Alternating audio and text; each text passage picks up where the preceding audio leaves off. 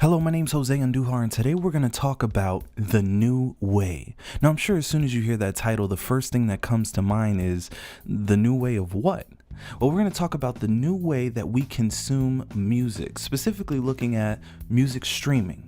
So that we're all on the same page, let's put a definition on the table. I love the way the BBC defined streaming as listening to music or watching videos in real time instead of downloading a file to your computer and watching it later.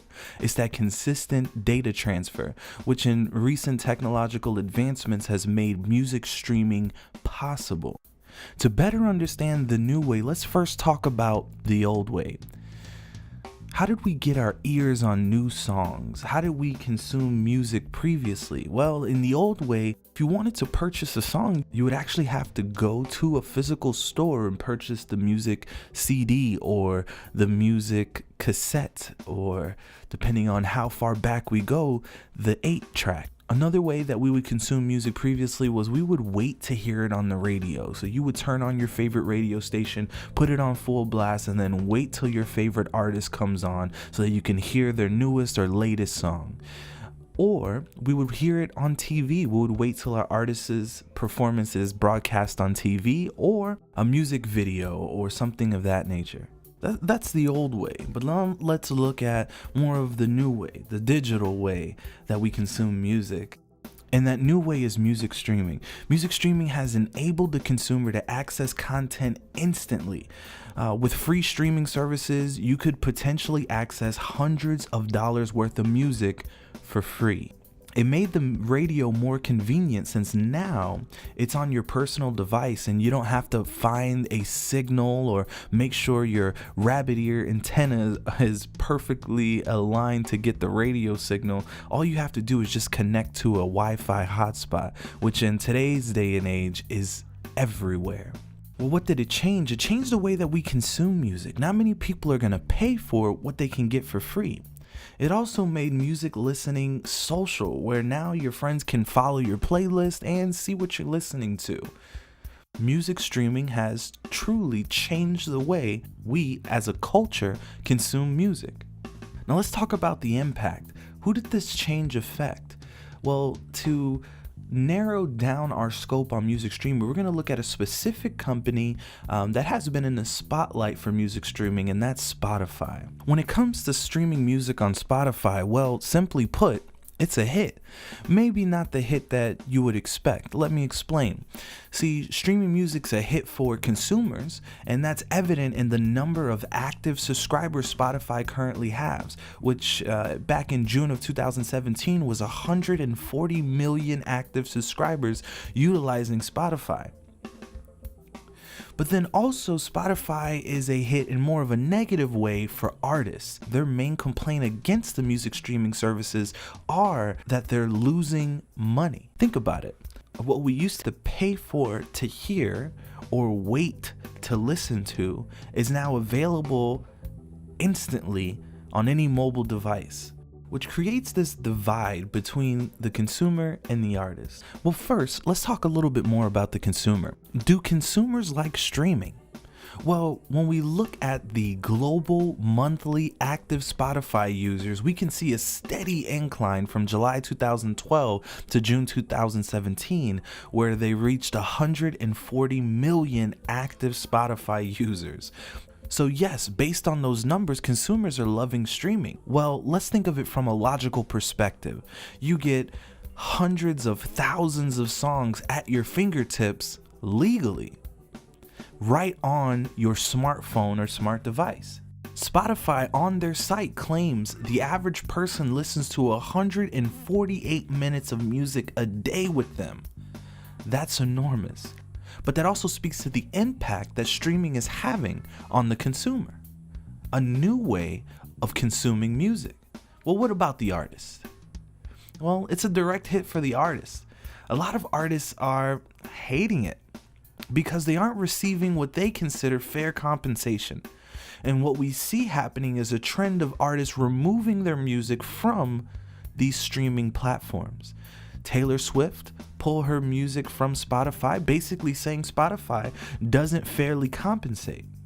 According to the Rolling Stones, Taylor Swift wasn't the only artist to remove her music from streaming platforms. We also have Garth Brooks, we have Tool, we even have the Beatles removing their catalogs from these music streaming platforms due to the unfair compensation they feel that they're receiving when people are consuming their music.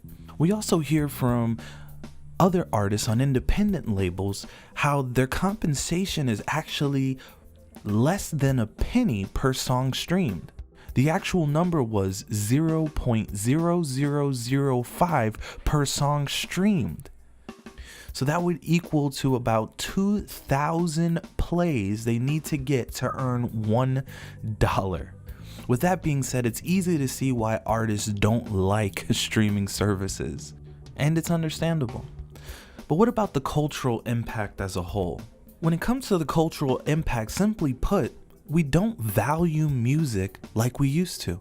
Previously, to get a hold of that song that you want to hear, you would spend the time listening to the radio until it came on. And then if you heard it enough on the radio and you wanted to listen to it more, you would make that trip into your local music store and then buy the CD or the cassette or the 8-track, depending on how far we go back. But now, with music streaming services, there's no need for that. You have entire catalogs of artists' creations at your fingertips without paying a dime.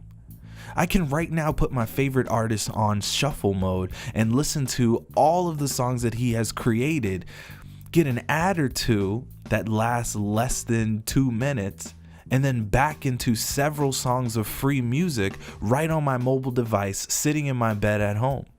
We've developed a lack of appreciation for the art that's being created by these artists.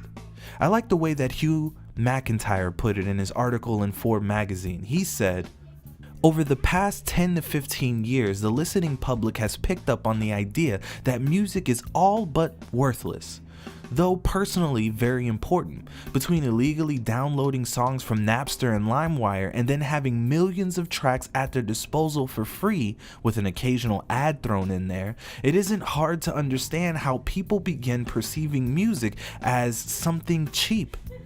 Since it is both readily available and they don't consider it to be worth a lot of money, many are simply unwilling to pay for it in any form." Another impact in our culture, a little more technical, is how streaming has moved to cell phones, and also streaming music has also moved to cars.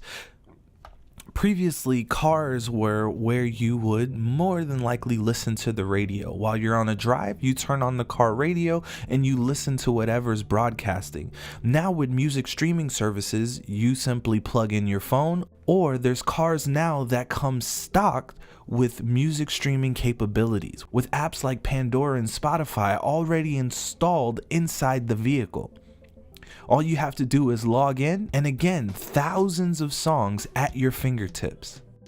It's easy to see that music streaming has made a technological impact in our culture, as we see even televisions now coming standard with music streaming applications available. So, the innovation of music streaming is amazing. You literally have hundreds of thousands of songs at your fingertips. And we can see that this is something that the consumer enjoys when we simply look at the numbers of active subscribers. But the other side of the coin with music streaming is it's taking money from the artists. And we see this fight as artists are starting to pull their music from these streaming services in an attempt to regain their income through music sales. And last, music streaming has changed the way that we view music. Honestly, we have a less appreciation for music, and we see that because we are putting less value on the music that we're consuming. It's free and it's legal, so we don't pay for it.